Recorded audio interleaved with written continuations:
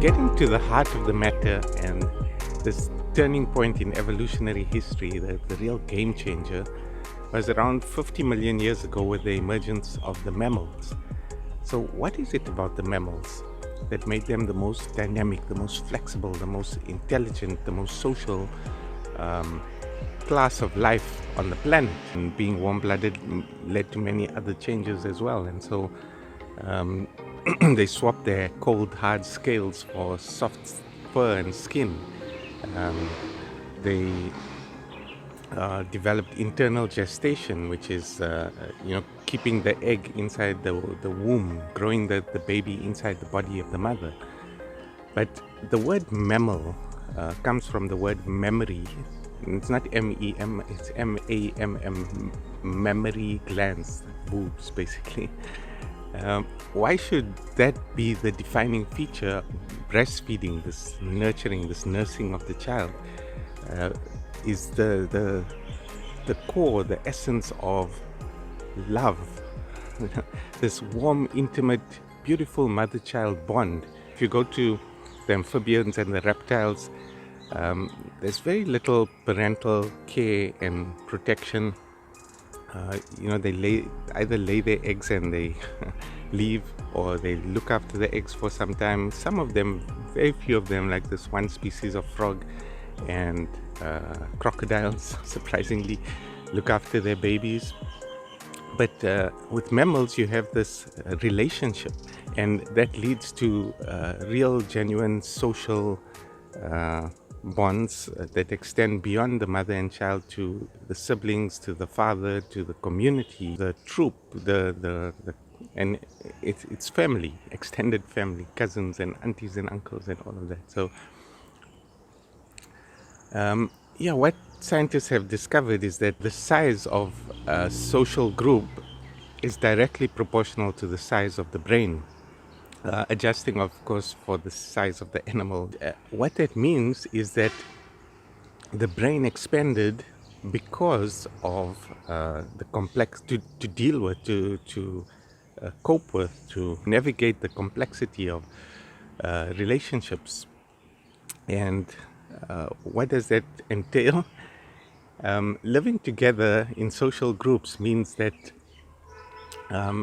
you have to learn to control your primal urges and emotions, so things like hunger and sexuality and fear and anger. Those are some really powerful primal drives, and the males are competing in this aggressive struggle with one another for dominance. And so part of it is physical strength and intimidation and actual, sometimes even fighting, but very rarely.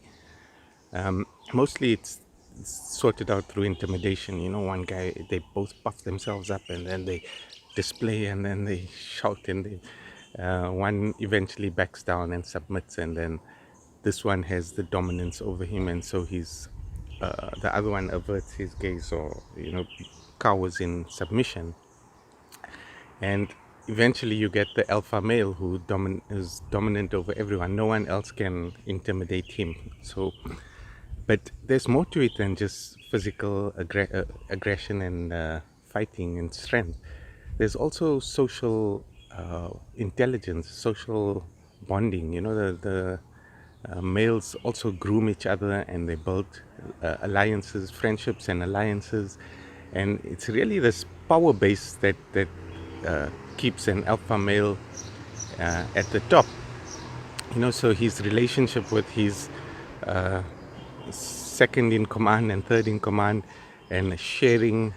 Besides that, his role is not just like, okay, now he's the alpha male, he can have as much sex as he wants to with as many of the top ranking females, and he gets the first pick of the food and shares it with his immediate family and stuff like that, and his cronies.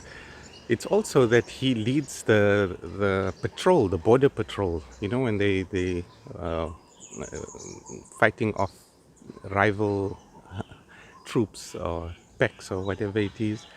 and he's powerful and he's strong, and people look to him for guidance and for direction and for protection. And internally, he also solves problems, solves disputes. You know, when there's some problem, two people are fighting, and so he intervenes and he solves it. You know, sometimes using his aggressive intimidation, but sometimes by trying to figure out what happened and who's at fault. And these primal urges and emotions have to be controlled and eventually regulated.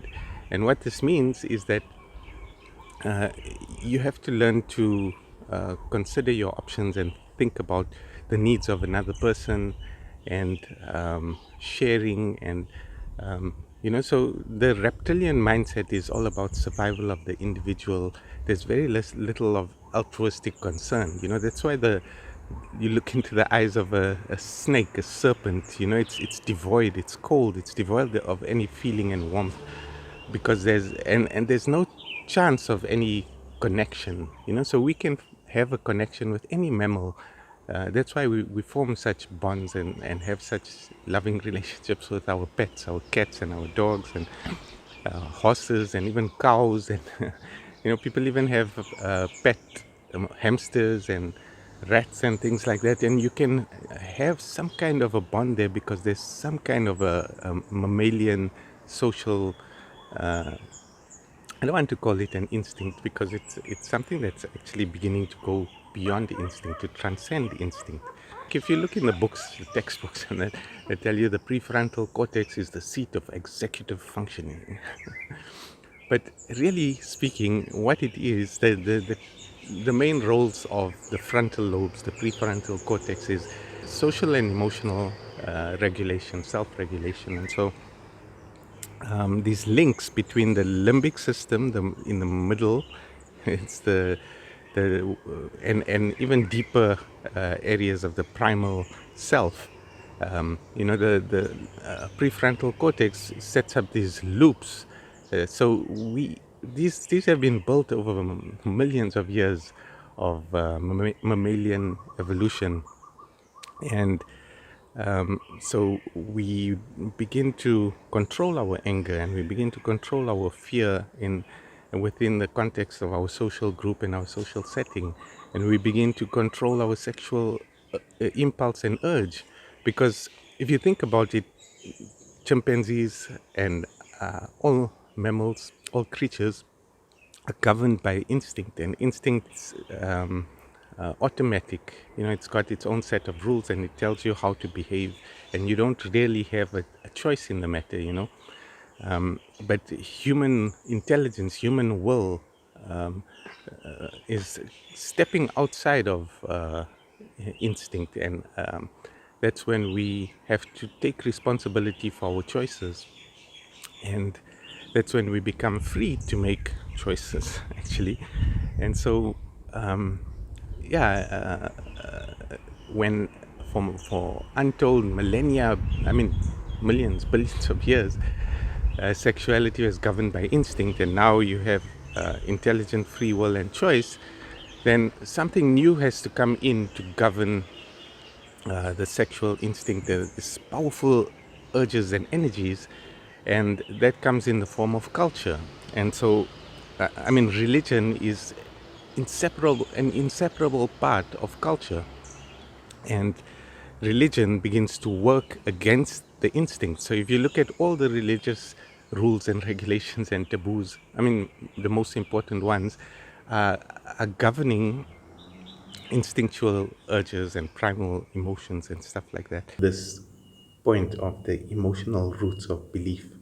So, like shame, for example, and let's say specifically sexuality.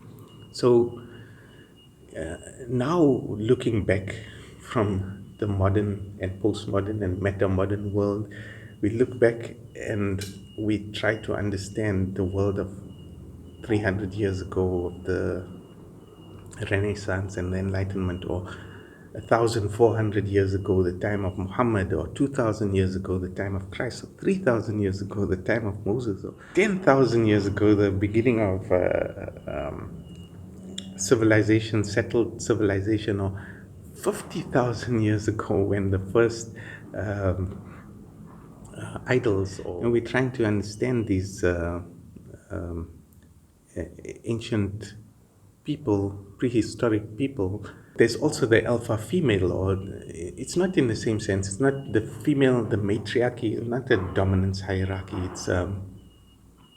It's a more of a gravity kind of, so she's the most caring, the most loving, the most motherly, the best mother in the community. She's a mother to the whole tribe. The alpha male and the culture mother, the patriarch and the matriarch, were working together in those ancient of times as synergistically as possible, solving problems and creating culture creatively, mythologically, symbolically, and they were building, bringing things into their culture, and they kept them because they worked, So if something works and it solves a problem, you keep it. If it doesn't work, you reject it and you try something else. So stable cultures were built upon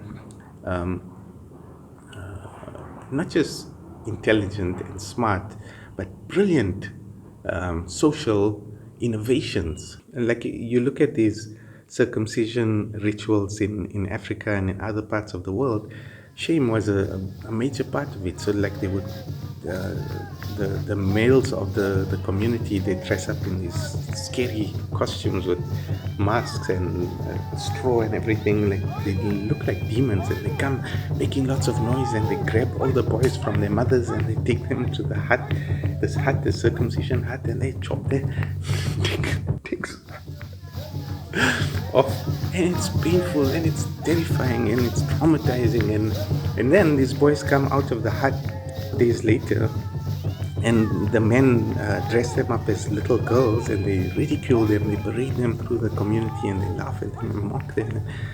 And this is the coming of age. This is your coming into your sexuality. And so all of that, it dampens the sexual urge, and this incredibly powerful, pleasurable sexual instinct drive had to be controlled and regulated, and this is how they did it, and it's brilliant. Our parents, we all are struggling with this thing, of how to be express your sexuality appropriately. Very few people have it nailed down, and it's not an intellectual thing, but intelligence, understanding can help us. And so religion and all its mythology and symbolism and rules and regulations and taboos and rituals and ceremonies and all of that, they have a purpose and a meaning and a function, and they have informed our morality and ethics of today. So it's not so easy to just sweep them away and throw them away. But yet, thousands of year-old ways of doing things are no longer relevant in many ways, in many places.